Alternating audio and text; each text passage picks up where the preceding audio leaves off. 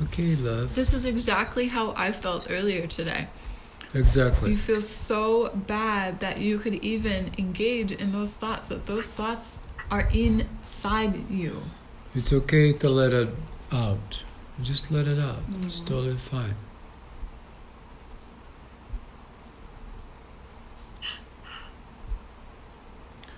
It's totally fine.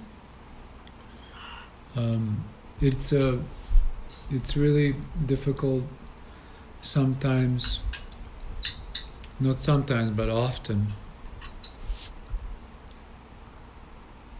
to recognize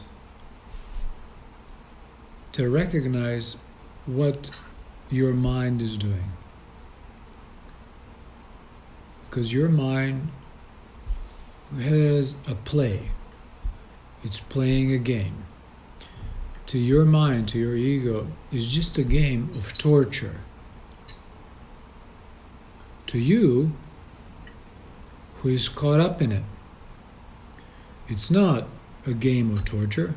To you, it's torture. But to the ego, he loves to torture.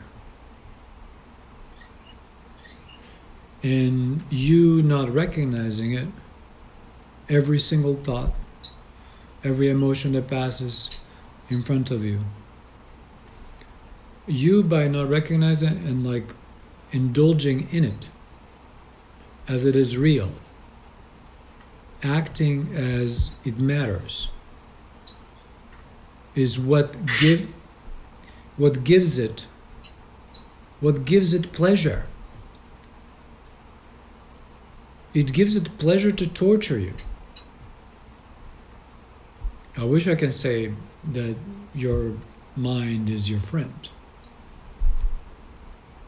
But so far in my experience, every time I try to make a friend with my thoughts,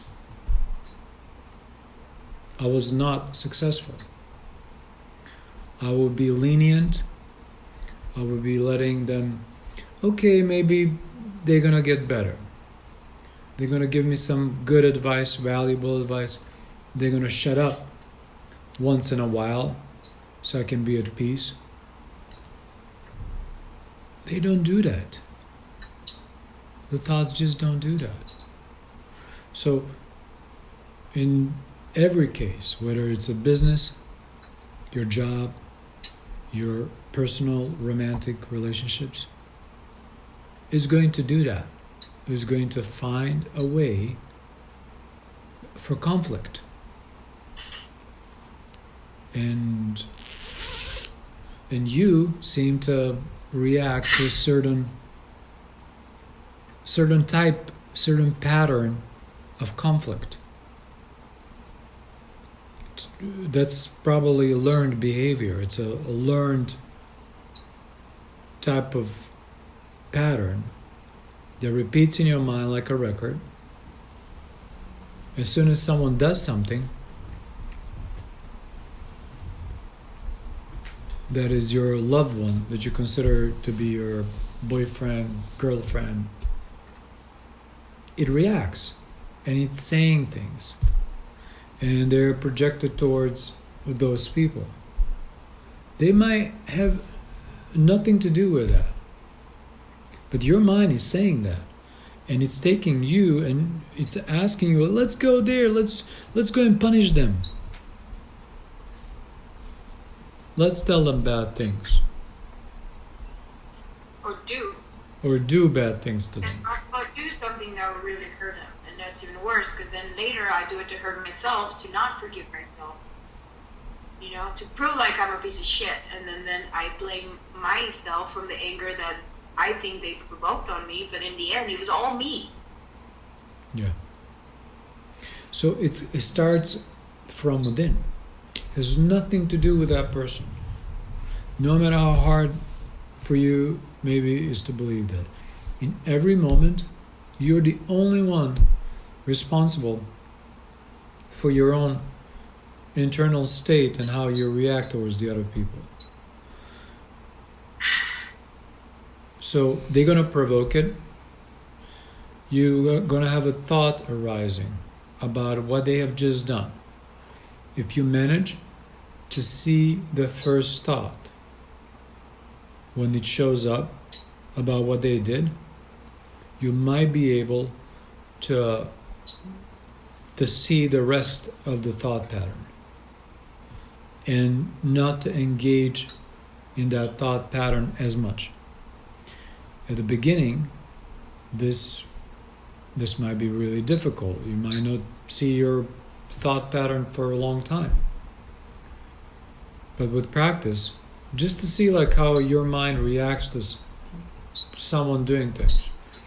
Even if it's not a thought, even if it's like more like an energetic impulse, like an emotion. There's an emotion just suddenly arising. And you just find yourself in it. How did you get there? That's the question. It's not a question of what's happening out there. How do you react to that person? Or, I mean, that's important. It's like, please don't hurt him, But just watching yourself, how the whole circumstance unfolded. Don't even analyze it. Because as soon as you get into analysis of it, ego is waiting for you there too, to confuse what just happened. So you can project additional guilt onto them or onto yourself for that matter. It's just that moment of awareness, oh, if I didn't have that thought, none of this would have happened.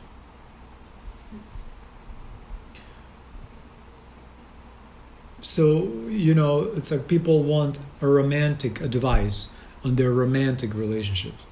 Well, no, that's never going to happen. You're not going to solve the problem like that. The problem is like within the mind. So no matter what thought pattern you throw as a solution to some problem, your romantic problem, oh, this works for me, like when I talk to my partner like this, it sounds much better and we kind of figure stuff out. Well, that's another thought pattern. You're patching up, you're putting a band-aid on an open wound, like a really big one. It's not going to get healed like that. And it just needs to be, ego needs to be removed altogether gradually. And it starts with you recognizing that you are not a problem, that other person is not a problem, just the mind is the problem. The thoughts that you hear are the problem. And they're not even your thoughts. They're just like thoughts happening. You might have heard those thoughts from your parents and they're arguing in a kitchen. You're like a 5-year-old kid. And you just took that in and now you're just reenacting the scene with your partners. If they were not aware of their thoughts and that's what's causing them suffering, you can become and break the chain of suffering. So just become more and more aware of your thoughts. And the best way you're going to do that if you stay within the master self inside of you, within your own being first. You feel your presence, and then inside of it, you find divine presence. It's a presence within a presence in a way. And just try to be that like that most of the time, if you can.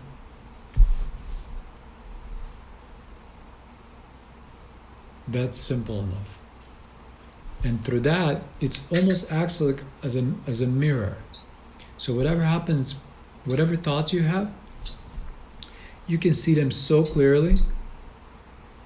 And after you hear what your thoughts are saying, you will never believe them again. In other words, you would not believe what you consider yourself to be. Like, oh, this is me? Oh my God, how could I even think that? Well, when you're not having thoughts, you just look at everyone as they are. They're just a being out there in a body, appears as a body. it looks like a toy. Other people look like toys, like dream figures, because you don't have any thoughts. The moment the thoughts got introduced, oh, you're John, and you're Lydia, and you're doing this, and you have a whole history about them. There's a whole story about that person. Well, that's what ego is. The story. Without a storyline, you would just see them as divine as they are. Everyone, including yourself. But we start now. Always now. And we're going to always start now. That's why it's easy. You just snap out of your mind. Snap out of your thoughts. Can you do that? For I me? can. I just sometimes feel like I'm running away. Okay. Well, you're running away because you know that there's stuff there that you don't want to see. It's difficult to deal with what's inside. It's easier to, push things around you. It's like you're kicking a soccer ball around and just like kicking it everywhere. You first kick it like in the forest, and then you come to like close to the river, and you kick it into the river, and you go into the river and keep kicking it in the river, and then you kick it in the forest again, and then across the field and into the city. You just keep kicking the same ball instead of just leaving the ball alone. You don't need to be kicking the ball. Just like look at it and see that you've been like duped. You've been the ball is kind of asking you like to be kicked around just because it's spinning. If something is spinning, doesn't mean you need to go and chase it. The same thing is with the mind. If the mind is running, doesn't mean you need to go and chase it. You got better stuff to do. Be with your presence. Be in peace in your presence. Just sit home. That's your home.